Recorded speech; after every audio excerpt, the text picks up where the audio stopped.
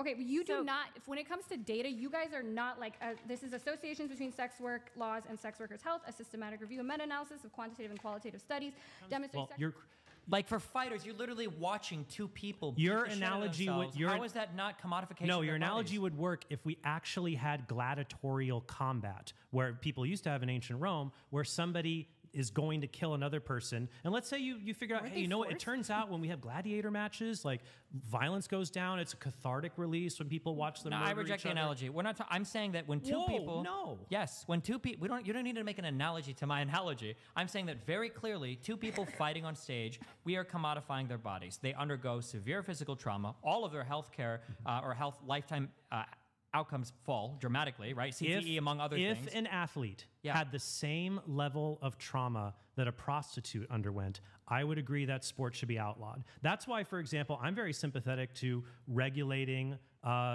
professional football because of the rate of concussive injuries, especially among minors. So I agree with your point, but the level of harm that a prostitute undergoes is way beyond what a lawyer undergoes, even what a professional athlete undergoes. It's the mental harm on par with like a combat veteran. Sure, but let me finish. Or for example, the question I had for Jazmen was, since 2002, where prostitution's legal in Germany, how many prostitutes have been murdered? Do you know? I don't have that data in front of me, but I know it's 69. How many have been murdered in Sweden in that time?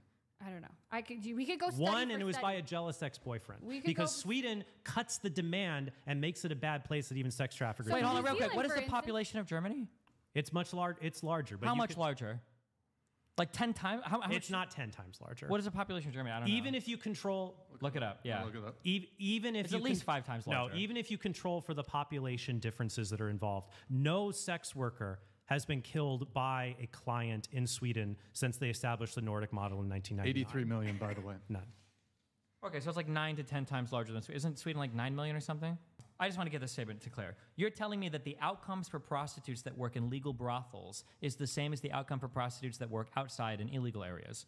That they're the same? Yeah. No, that's not what he said. He no, said I'm just saying that they're negative. They're worse than other occupations. Okay, so then are the outcomes of prostitutes that work in brothels better than the outcome of prostitutes that work outside of brothels? We don't know because You're not even going to make an educated guess? You have no idea? We don't know because the circumstances of brothels in different countries and different regions, some of them are tightly regulated and have different behaviors.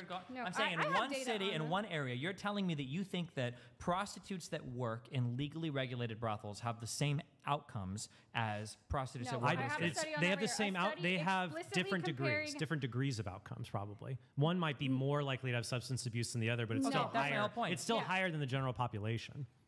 Okay, but you do not, when it comes to data, you guys are not like, this is associations between sex work laws and sex workers' health, a systematic review and meta-analysis of quantitative and qualitative studies demonstrate sex workers who have exposed to repressive policing, including the Nordic model, were significantly more likely to experience violence from clients than others. There's a lot of studies that show this. The Nordic model increases violence. That's not true. In the Nordic model, for example, it showed that certain acts of violence increased, like hair pulling or slapping, but other acts of violence, like rape, actually dropped by 50%. Drug use is more frequently reported in studies from criminalized and partially criminalized settings, which would be the Nordic model. A study explicitly comparing health service access between decriminalized, legalized, and criminalized settings experienced the poorest health and safety outcomes with greater investment in health promotion programs and occupational health and safety measures in decriminalized and regulated settings. So you guys do not win the data war on if criminalizing sex work. We're not talking about criminalization. Yeah, we're talking about. Or, for example, the question I had for Jazmen was, since 2002, where prostitution's legal in Germany, we're talking about whether it's the Nordic model is better. Then I'll give you another study. The Nordic model is not better in decrim when it comes to outcomes to sex workers. You cannot argue that the Nordic model is